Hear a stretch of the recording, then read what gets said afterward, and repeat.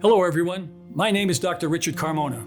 For over half a century, in and out of military and police uniform, I've had the privilege and pleasure to lead at a local, national, and global level, in peace and in combat.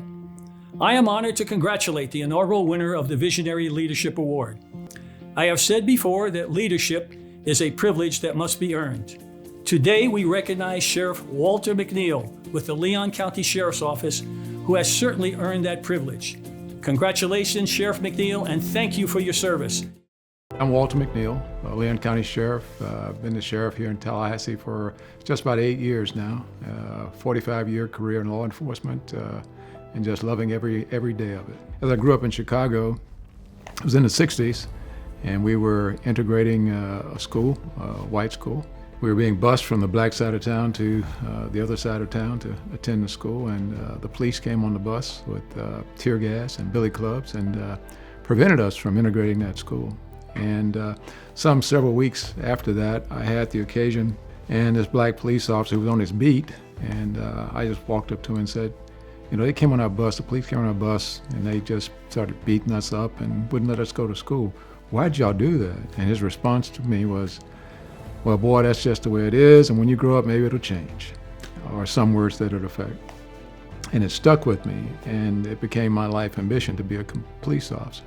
And so I was sort of recruited from Mississippi through the Placement Bureau at the University of Southern Mississippi to Tallahassee. And I got here very quickly, caught on to the various growth that was taking place, the changes that was taking place in the police department, progressed through all the ranks, and then in 1997, I got the good fortune of being named the police chief of the city of Tallahassee.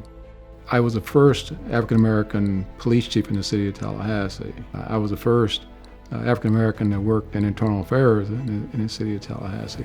I've been the first African-American in so many environments or in so many situations that when I got here, it was how can we continuously understand and learn from our past.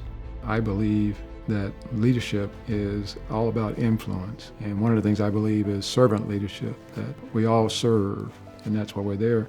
I work for the state of Florida. And my job is to influence all of you in a way that makes you want to come to this job each and every day.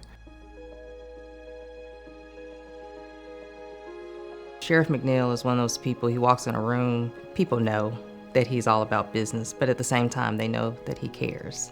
If you look at the events like Farm Share, you might have people saying, well, why is the sheriff's office doing that type of event? But it's those type of initiatives and events that they're gonna change. We have the poorest zip code here in Leon County, and you have the sheriff, the top person in town, looking at the reasons behind those and how can we change them. But we're looking at the root problem and how that might change. So seeing the why behind why we do things, you don't have to convince me to be all in. I came to work for the sheriff because of that reason. You can't be focused so much on the here and now without having any idea what your people need. If you're going to be a good leader, you've got to try to figure out before it happens, what are you and what are your agency capable of doing?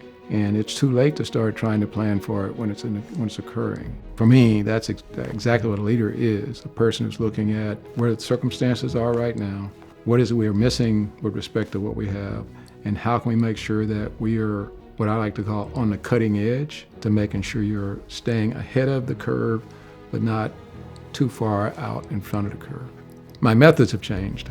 My goals have been the same. They've been nothing more than to professionalize this profession I love. I'm always motivated. I don't think there's a day that goes by that I don't somehow think about that 12-year-old and what happened back then.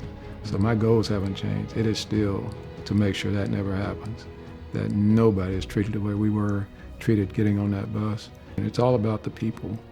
It's not about the position. It's all about two sets of people, the people that you serve and the people you lead. If you can stay focused on both of those and keep that in balance, usually, and if you know something about the art that you're in, the profession you're in, you're gonna be in pretty good shape.